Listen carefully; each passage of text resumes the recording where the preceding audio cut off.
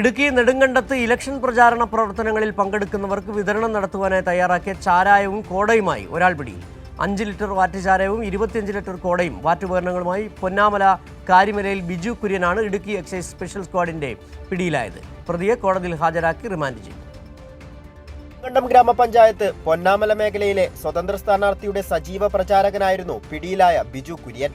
പകൽ ഇലക്ഷൻ പ്രചാരണവും രാത്രി വാറ്റുമായിരുന്നു ഇയാളുടെ പണിയെന്നാണ് എക്സൈസ് പറയുന്നത്. ഇടുക്കി എക്സൈസ് സ്പെഷ്യൽ സ്ക്വാഡിന് ലഭിച്ച രഹസ്യ വിവരത്തെ തുടർന്ന് നടത്തിയ പരിശോധനയിലാണ് പ്രതി പിടിയിലായത്. ഇയാളുടെ പേരിലുള്ള ആൾതാമസമില്ലാത്ത വീട്ടിനുള്ളിലാണ് ചാരായം വാറ്റിയിരുന്നത്. എക്സൈസ് സംഘം വീടിനുള്ളിൽ നടത്തിയ പരിശോധനയിൽ വ്യാവസായിക അടിസ്ഥാനത്തിൽ വാറ്റുവാൻ ആവശ്യമായ ഉപകരണങ്ങളും പിടിച്ചെടുത്തു. ഇലക്ഷൻ സ്പെഷ്യൽ ഡ്രൈവിനോടനുബന്ധിച്ചാണ് പരിശോധന നടത്തിയത്. Idukki excise special squad inspector Rajesh Kumar KV പരിശോധനയ്ക്ക് നേതൃത്വം നൽകി. സംഭവത്തിൽ കൂടുതൽ ആളുകൾ ഉൾപ്പെട്ടിട്ടുണ്ടോ എന്ന് എക്സൈസ് സംഘം പരിശോധിച്ചു വരികയാണ്.